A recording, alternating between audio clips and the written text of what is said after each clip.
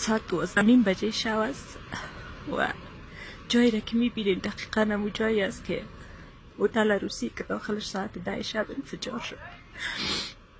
ساعت 10 شب بود که با خانواده رفته بودیم بیرون برای نان خوردن. میگذشتیم از اینجا از پیش روی هوټل و دقیقا مقابل از این هوټل خانه برادرم است. تازه آمده بودم به دروازه در آمدیم که صدای انفجار بسیار وحشتناک بود. همه شیشه ها و دروازه ها ریختن سر هم.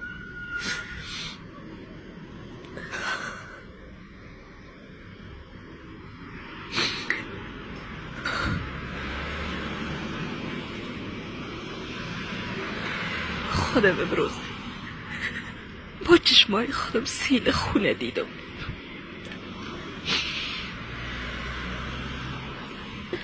به این اندازه کشته و زخمی شدن کودکا، زنا.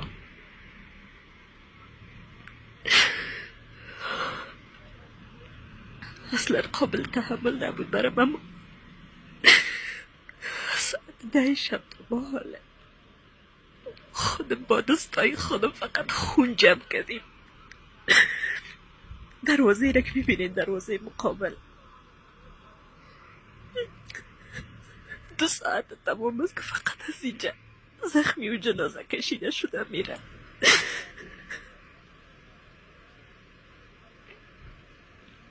تعداد زیادشان رو داخل خانه آوردیم،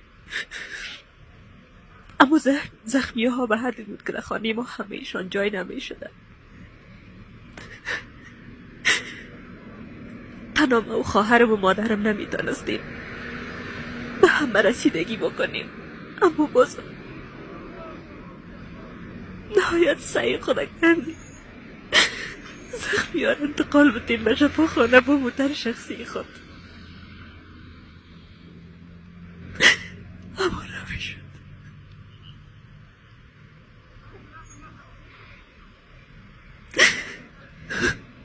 من شب واقعا مردم،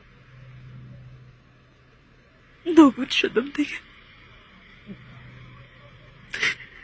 نابود شدم. هنوزم در روی سرک هستیم. کوشش میکنم حداقل بدنش یک مسلمان، بدنش یک انسان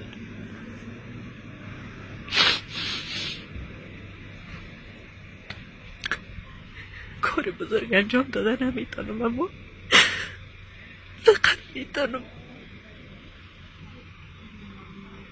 چیزی که برام بسیار مشکل است که هر دقیقه میبینم از این دروازه جنازه بیرون میشه.